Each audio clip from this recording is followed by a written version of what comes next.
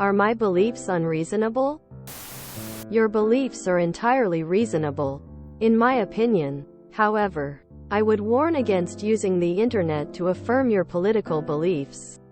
Regardless of what you think, I would be careful because echo chambers are everywhere. I don't think he's ever worked in fast food. Honestly, I'd present your friend to the Universal Declaration of Human Rights because I'm pretty sure housing and food are there even for people that do not work. I think there are countless people in the world, myself included, who aren't able to work. And your friend sees a person's worth or right to exist as dependent on the value they bring to society via working. It's normal and compassionate to not want to see others suffer just because they don't work high-end jobs. No, your beliefs are not unreasonable at all, lol. Plus the thing is, let's say all those people doing the easy jobs for hardly any money quit. People like him will be crying about it for sure when all the convenience of society is halted. My cousin was pissed off about bus drivers going on strike and saying they should get better jobs if they wanted instead of disrupting people's lives. Like, what will happen to the bus schedule if they all got better paying jobs?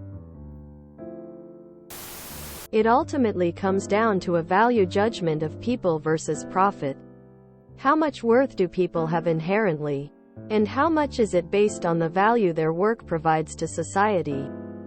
There are plenty of credible economic studies showing minimum wage leads to a stable economy and helps economic growth, but those won't persuade someone who thinks a person's worth comes from their work. I think one adult working full-time, 40 hours per week, should at least be able to afford modest but safe and stable housing, with rent accounting for approximately 30% of their income. People that don't believing in a livable minimum wage endorse wealth disparity. That's the reality of the situation. If a job exists that requires someone to do that job, then they deserve a living wage. That was the case for 40 years after World War II, and it resulted in the greatest rise in the middle class, consumer spending, and economic stimulation. Your opinion is good. If we live in a society where we can clone dogs and have self-driving cars, we can meet everyone's basic needs: food, water, air, shelter. Anybody who works full-time should be able to afford food and shelter. Anyone who argues otherwise is a hateful, spiteful, classist douche. Ask him if he thinks he wants a burger during school hours, why an adult should feed him. Did he really say, "Do you think people flipping burgers should be guaranteed food?" Quote, "Do I think someone doing a job should be able to feed themselves?" I'm sorry, but your friend is an idiot, and it has nothing to do with him being a capitalist. Ask your friend why it's called minimum wage, and then tell them that it's because it's supposed to be the minimum required to live.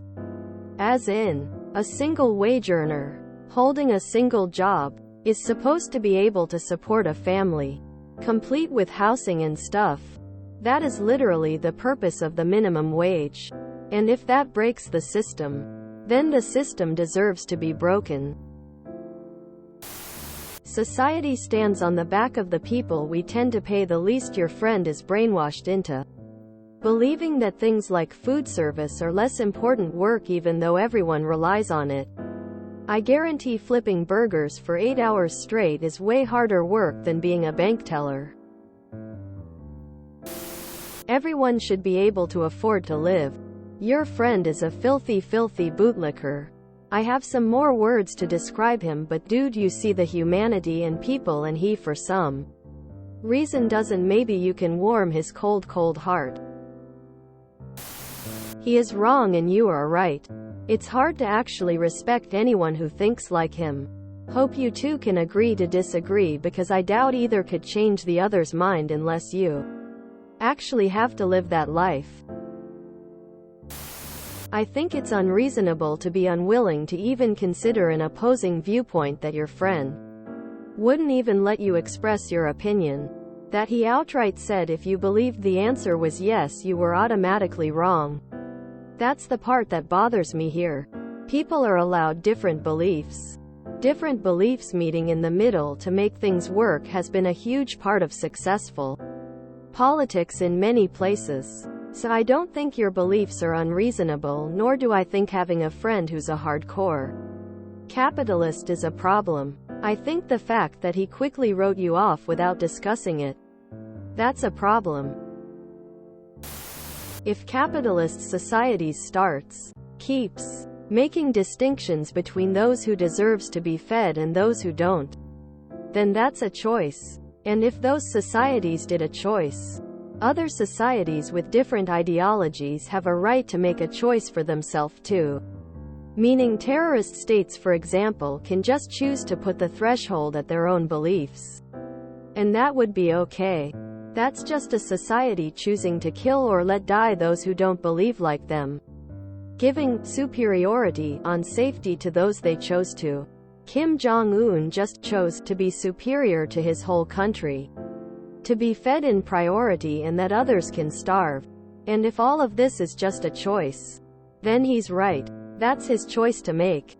Of course. One could reply, but that's not the same. Of course it's not the same. But the theoretical basis is the same. Just different output cause we're lucky. And yeah, I totally believe a Bezos or a Musk prioritize themselves like a Putin or Kim does, based on their own ideology that they are from those who deserve to be fed. The point, either we're all equals, human dignity, or we're all doomed to be labeled superior or inferior, depending on where we are and who's in charge. Human consciousness allow better reasoning than this, and society's purpose is to allow people to live better by being together. If we're not safer than in the wild, there's no point in all of this.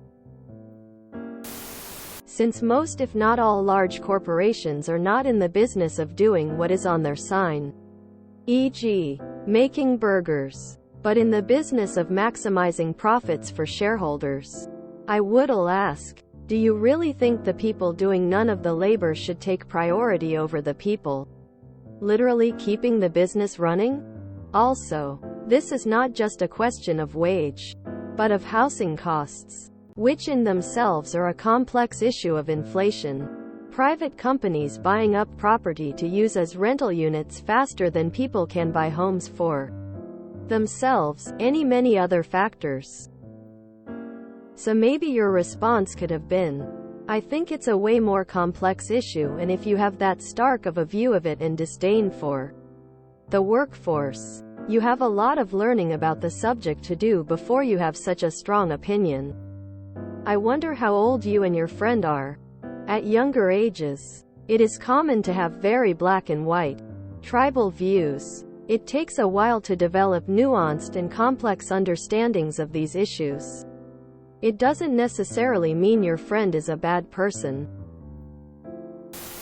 The problem here is guaranteed. Anybody who works 9 to 5 should have the means to afford some level of basic needs regardless of their job. That's different from saying they should be guaranteed those things or that they wouldn't have to make other sacrifices. Sounds like he cares more about his beliefs and being right than your friendship.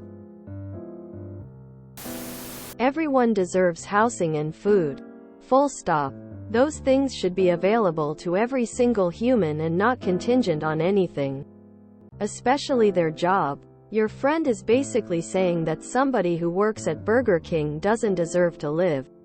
He fully acknowledges that somebody has to work there because he wants his Whopper, but they don't deserve to live. If you enjoyed this video, please check out our playlists full of similar content. Epicaricast is like doom scrolling for your ears. Please like, share, and subscribe.